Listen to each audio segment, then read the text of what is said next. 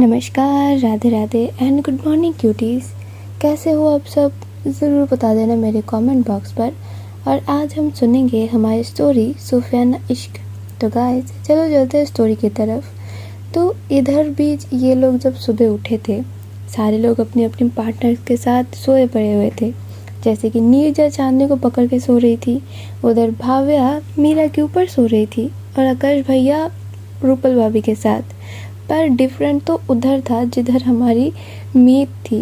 जिस रूम में मीत थी वो अपनी पूरे बेड में पसर के सो रही थी, और जो रोहन था वो बस एक कोने में एक सोफ़ा था, उधर बैठ के वो सो रहा था।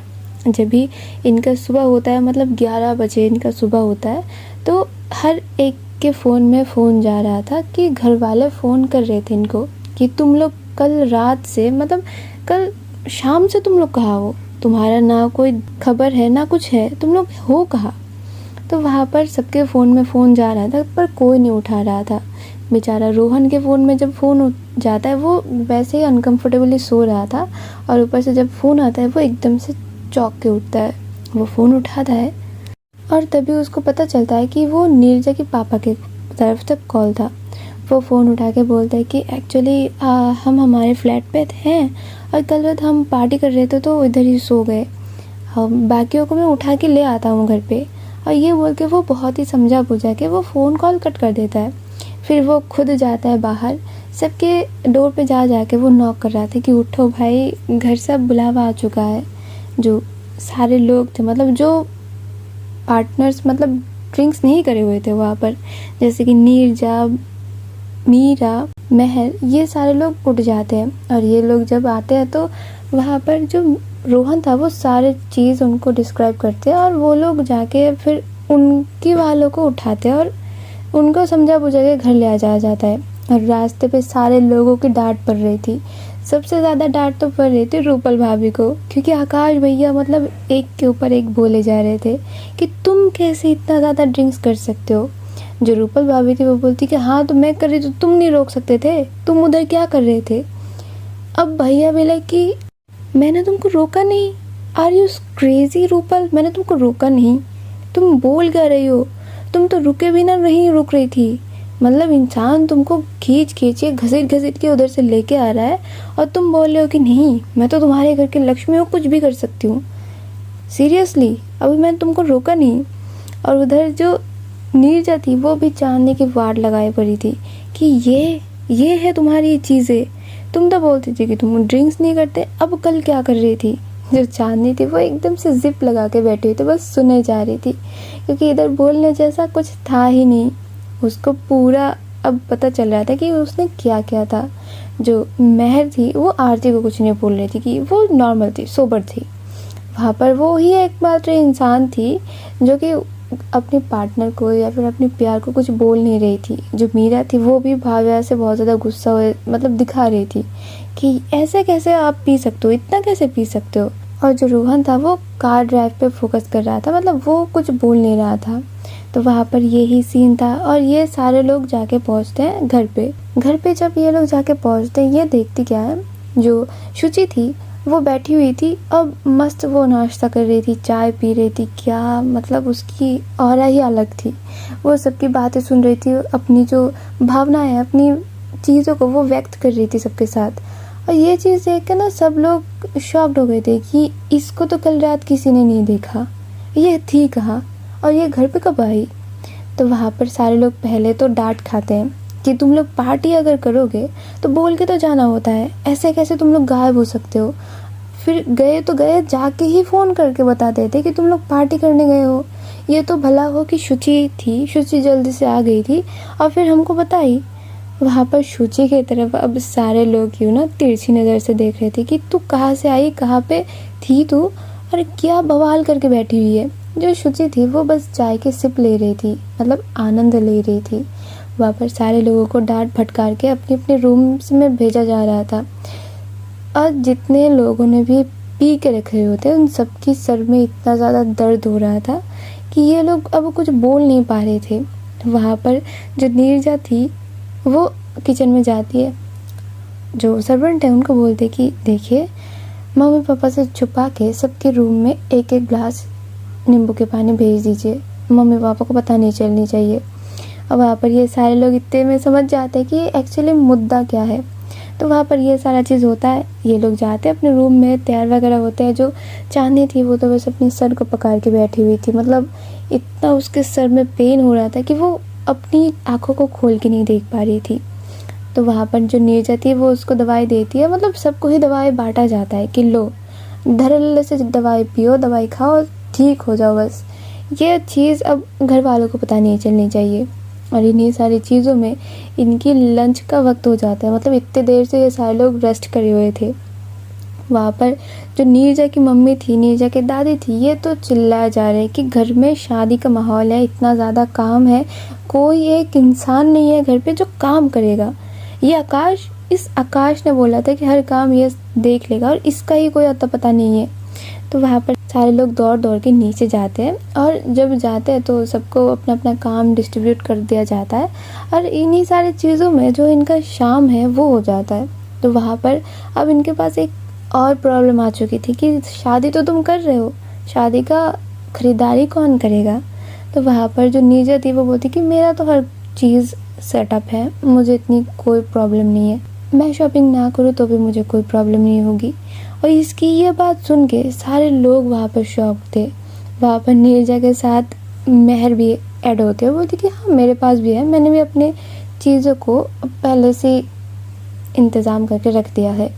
अब मेहर की बात सुन के जो मीत थी उसकी दिमाग में फट पड़ रही थी कि तुम लोग कहाँ से करे, तुम लोगों के पास इतना टाइम कहाँ से आया था।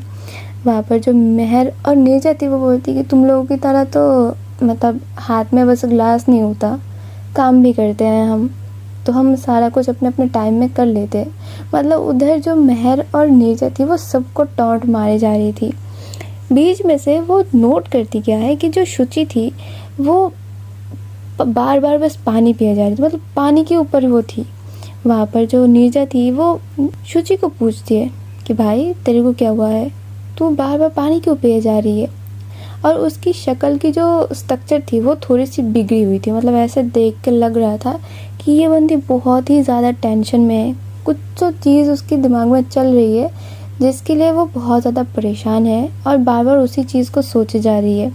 तो वहाँ पर जो शुचि थी वो बोलती कि नहीं आई एम ओके, मुझे कोई प्रॉब्लम नहीं है। तो वहाँ पर जो बाकी लोग थे वो बोलते कि तुम्हारी भी शॉपिंग हो गई है क्या, अब ये मत बोलना तुम। जो शुचि थी वो बोलती कि बोलो तो हो चुकी है मेरी, मैंने अपना सारा इंतज़ाम उधर से ही करके आई थी। तो वहाँ पर सारे लोगों की दिमाग में अब एक ही चीज़ भिनभिना रही थी कि हमारी चीज़ कब आएगी। तो वहाँ पर जो आंटी जी थी वो बोलती कि देखो अभी तुम लोगों को क्या लेना है ना लेना है वो तुम देख लो, क्योंकि अभी कल हल्दी की फंक्शन है और उसके बाद से नीरजा को बाहर भेज दिया जाएगा। नीरजा ये सुन के बोलती कि बाहर भेज दिया जाएगा, कहाँ भेज रही हो। जो नीरजा की मम्मी थी वो बोलती कि तुम्हारे लिए बाहर गेस्ट हाउस में इंतज़ाम किया गया है और तुम उधर ही रुकोगी, शादी जब तक नहीं हो जाती, मतलब हल्दी के बाद तुम दुल्हन को नहीं देख सकती, तो तुम घर से आउट और बाकी सारे लोग घर पे। वहाँ पर जो नीरजा थी वो बोलती कि ये क्या बात होती है, मतलब वो मेरी ऑलरेडी बीवी है, आप लोग ऐसे क्यों बिहेव कर रहे हो जैसे कि पता नहीं कहीं से इसको उठा के लेके आया गया है, अभी नए सिरे से शुरू होगा है सब कुछ। जो दादी थी वो बोलती कि देखो अगर तुमको शादी करनी है तो सारा कुछ रिचुअल्स के हिसाब से होगा, ऐसा नहीं है कि तुम अपने हिसाब से कुछ मानोगे और जो तुम्हारे हिसाब से नहीं होगा वो तुम नहीं मानोगी, ऐसा तो नहीं हो सकता। वहाँ पर नीरजा भी लाइक कि अब मैं नहीं मानती है सब चीज़, मैंने शादी पहले ही कर लिया था, अभी बस फिर से रिचुअल्स हो रहे हैं। तो वहाँ पर जो नीरजा की मम्मी है वो बोलती कि ये भी एक रिचुअल्स की में ही आती है, तुम ज़्यादा बात मत करो, अभी क्या करना है करो। तो वहाँ पर यह फैसला हुआ जाता है कि इन सबको लेकर अब जाया जाएगा। जो नीरजा थी उसकी तो मूड पहले से ही बिगड़ी हुई थी, उसको पता नहीं किस चीज़ की मतलब अलग से टेंशन हो रही थी। जो चांदनी ने कल किया वो चीज़ भूल नहीं पा रही थी, और ऊपर से अभी ये नया एक टंटा उसके सिर में आ चुका था कि ये हल्दी के बाद से वो चांदनी को देख भी नहीं पाएगी। वहाँ पर ये सारी चीज़ तो हो ही रही थी, बट जो चांदनी थी वो बहुत ही ज़्यादा मायूस बैठी हुई थी, इतना मायूस कि वो कुछ बोल नहीं रही थी, मतलब उसके अंदर एक गिल्ट काम कर रहा था, जो नीरजा ने इतना ज़्यादा डांट दिया था उसको पूरे दिन से, वो बात तक नहीं कर रही थी काइंड ऑफ चांदनी से उतना ज़्यादा। और चांदनी इन सारी चीज़ों में गिल्ट में आ चुकी थी। वो अब गुमसुम से बैठी, मतलब किसी भी चीज़ में उसका ज़्यादा कोई इन्वॉल्वेंस नहीं है। वहाँ पर जो मीरा थी वो चांदनी के पास जाती है और बोलती कि क्या हुआ, तुम इतना ज़्यादा क्यों गुमसुम हो, तुम्हारी ही शादी है, तुमने अपनी चीज़ों को समेट कर रखा है ना। जो चांदनी थी वो बोलती कि पता नहीं, मतलब वो इतना ज़्यादा मायूस हो चुकी थी कि वो बात भी नहीं कर पा रही थी। जो मीरा थी वो बोलती क्या हुआ, तुम इतना ज़्यादा क्यों गुमसुम हो। तो वहाँ पर नीरजा आती है पीछे से, आते हुए बोलती कि क्योंकि कल इन्होंने इतना ज़्यादा ड्रिंक्स कर लिया था और इनको मैंने थोड़ा सा बोल क्या दिया, इनको वो चीज़ अभी अच्छी नहीं लग रही। जो चांदनी थी वो मुड़ती है और बोलती कि नहीं नहीं ऐसा बात नहीं है, वो सॉरी मैंने इतना ज़्यादा आपको परेशान कर दिया, वो पता नहीं कल क्या हुआ, मुझे मैं समझ ही नहीं पाई। जो नीरजा थी वो बोलती कि नहीं नहीं, मेरी बीवी तो महान है, मेरी बीवी तो सुंदर है, मेरी बीवी से कोई गलती नहीं हो पाती है, अब वो बहुत ज़्यादा अच्छी है। अब वो ये जब बातें दोहरा रही थी, जो चांदनी थी वो इतना ज़्यादा उसका चेहरा मतलब डल हो जाता है, वो अब रो देगी ऐसी हालत पे आ चुकी थी, क्योंकि अभी वो थोड़ा थोड़ा करके उसको पूरा ही याद आ रही थी। और ऊपर से नीरजा की ये टॉन्ट, ये तो और ज़्यादा उसको खाए जा रही थी। जो नीरजा थी वो बोलती कि हाँ अब कुछ उनको बोलो भी ना, ये अभी रोने लगेंगी, कुछ बोलो तो रोने लगती है और कुछ ना बोलो तो ये सर पे नाचती फिरती है। वहाँ पर जो चांदनी थी उसकी आंखों से एक आंसू की बूंद वो छलक ही जाती है। वहाँ पर जो मीरा थी वो उसकी मतलब शोल्डर को थपथपा के बोलती कि अरे तुम रो क्यों रही हो, वो मजाक कर रही है तुम्हारे साथ। जो मीरा थी वो ये बस बोल के उसको सांत्वना देने की कोशिश ही कर रही थी। जो नीरजा थी वो आती है उसके पास आके मतलब एक ही हाथ से उसको हक करती है, उसकी सर को सहलाती है और बोलती कि चांदनी मैं मजाक कर रही थी, और वो बस तुमको चिढ़ाने के लिए मैं ऐसी बोली, ऐसा मेरा कोई इंटेंशन नहीं था। अच्छा चलो तुम सॉरी, मैं ही सॉरी, तुम भूल जाओ उस बात को, मेरी बीवी महान। और वो फिर से जब ये बात बोलती है ना, चांदनी एकदम से मतलब आवाज़ करके वो रो देती है। जो नीचे थी वो बोलती अच्छा अच्छा अच्छा सॉरी सॉरी सॉरी, मैं अभी नहीं बोलूँगी। देखो ये तुमने ही कल मुझे बोला था कि मैं बार बार ये चीज़ याद रखूँ कि मेरी बीवी महान, मेरी बीवी सुंदर, मेरी बीवी से कोई गलती नहीं हो सकती। और जब भी फिर से वो ये बात रिपीट करती है, जो चांदनी थी वो उसकी मतलब ये ना दिल पे मुक्का सा मारती है कि तो आप बहुत गंदी हो, आप बहुत ही ज़्यादा गंदी हो। तो वहाँ पर जो मीरा थी वो यह देख के हंसने लगती है, बोलती कि चलिए ठीक है आप लोग बात करिए, मैं आती हूँ। और ये बोल के वो उधर से चली जाती है। जब भाव्या थी वो देखती है कि मीरा जा रही थी, जब भाव्या थी वो उसको बुलाती है और वो उसको पूछती है कि तुमने अपनी शॉपिंग कर ली।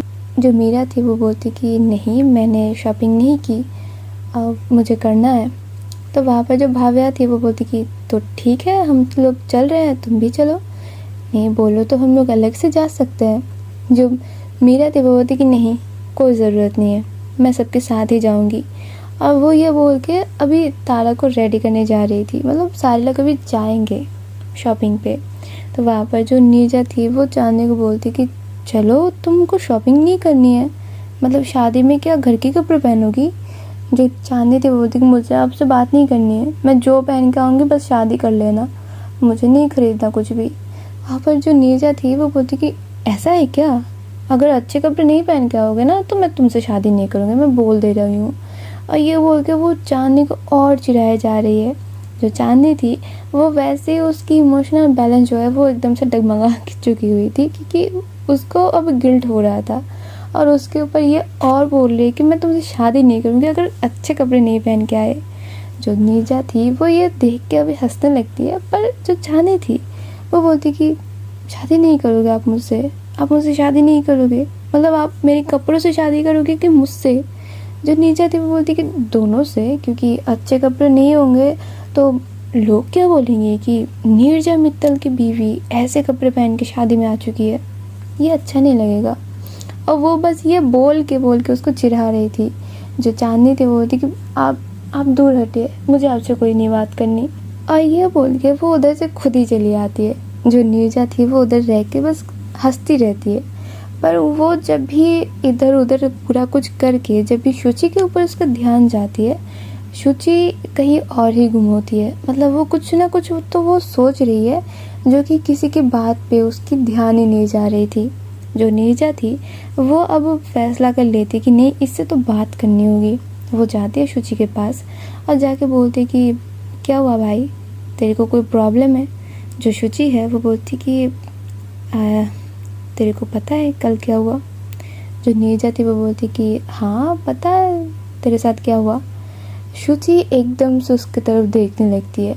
जो नीरजा थी वो बोलती कि ऐसे मत देख, सबको बताया कि तूने क्या किया है और तेरे साथ हुआ क्या है।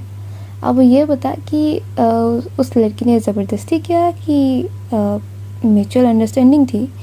तो वहाँ पर जो शुचि थी वो बोलती कि लग तो रहा है कि म्यूचुअल अंडरस्टैंडिंग ही थी, बाकी का तो पता नहीं। वहाँ पर जो नीरजा थी वो बोलती कि मतलब कि उसने मेरे लिए एक नोट छोड़ के गई थी कि मुझे बस तुम्हारा नाम पता है और बाकी अब जो हुआ है वो भूल जाओ, तुम्हारी तो सहमति थी ही, बस इतना। जो नीरजा थी वो बोलती कि तो मतलब वो लड़की थी कौन? मुझे नहीं पता। लाइक सीरियसली तू किसी के साथ हैंग आउट करके आई है और तुझे पता ही नहीं है कि वो है कौन?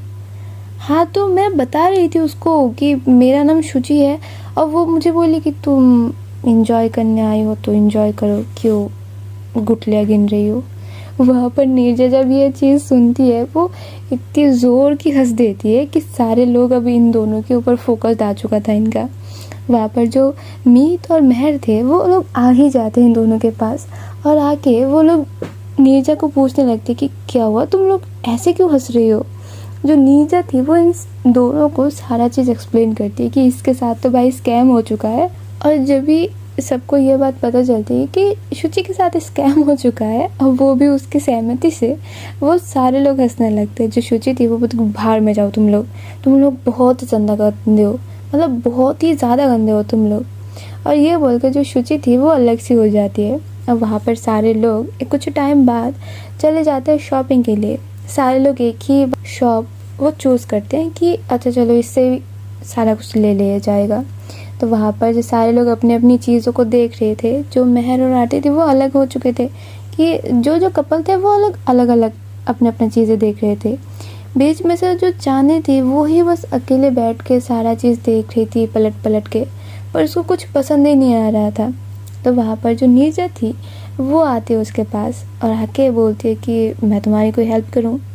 जो नीरजा थी वो ये बोल के इतनी मीठी सी एक स्माइल उसको पास करते ना कि उस मीठी सी स्माइल पे किसी का भी वो दिल मोह लेगी।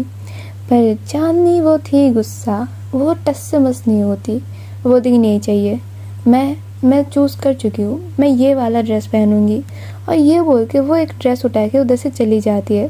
पर जो नीरजा थी वो उसको पीछे से पुकारती है और बोलती कि तुम्हारे ऊपर ये वाला ड्रेस बहुत ज़्यादा अच्छा लगेगा, तुम ट्राई करके देखो। और ये बोल के वो उधर खड़ी रहती है। जो चांदी थी वो अपनी ही ड्रेस को लेके वो चली जाती है ड्रेसिंग रूम पे। वहाँ पर जाके वो अच्छे से देखती है और आके शॉपकीपर को बोलती है कि मुझे पसंद आ गया है, आप इसका बिलिंग करवा दीजिए। जो नीरजा जब ये चीज़ देखती है उसको बहुत ही ज़्यादा बुरा लगता है कि मतलब एक बार देखा भी नहीं उसको, जो खुद को पसंद आया वही। और दूसरी तरफ जो मेहर और आरती थी ये लोग अलग ही चल रहे थे। मान लो ऐसा लग रहा था कि इन्हीं दोनों की शादी हो रही थी। जो मेहर थी वो आरती को एक के ऊपर एक ड्रेस दिखाई जा रही थी। उसको ये अच्छा नहीं है, वो अच्छा नहीं है, ये अच्छा नहीं है, वो अच्छा नहीं है, वो करी जा रही थी। मतलब वहाँ पर आरती को मेहर इतना ज़्यादा पैम्पर कर रही थी कि सारे लोग बस उसको देखे जा रहे थे। और जो मीरा थी वो बस भाविया को इशारा कर रही थी, देखो ना ये लोग कितने अच्छे लग रहे हैं ना एक साथ। मतलब ऐसे मानो कि कोई सपना देख रहे हो और सपने में वो बस करे जा रहे हैं। और आज इतने में एडजस्ट करिए, बाकी का हम कल देख लेते हैं पक्का। तब तक के लिए टाटा बाय बाय, अपना ध्यान रखिए और राधे राधे।